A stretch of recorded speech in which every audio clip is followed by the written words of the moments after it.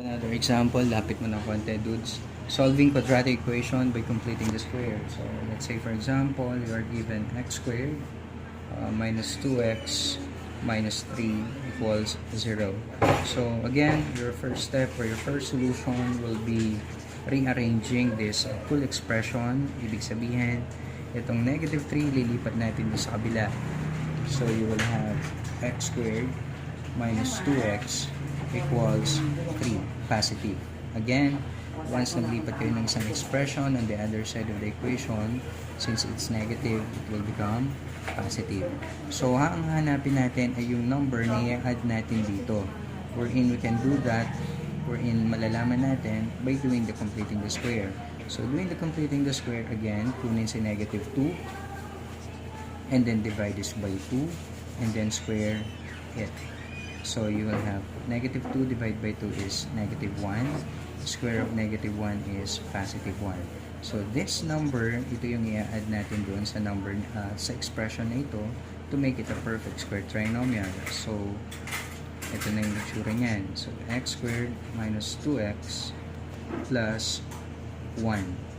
Wherein, ulitin natin, kung ano yung in-add mo doon sa left side of the equation, yun din yung number na i-add mo on the right side of the equation. So, plus 1.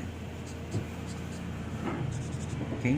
So, from there, pwede na natin i-factor itong expression na itong x squared minus 2x plus 1 since this is a perfect square trinomial.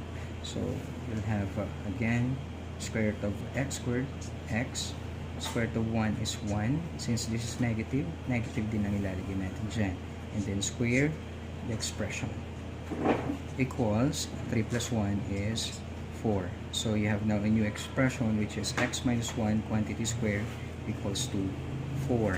So going back to our previous lessons, from x minus 1 quantity square equals 4, pwede na natin i-apply yung extracting the square root, wherein we are going to enclose this by the squared symbol, same as dun sa other side ng equation.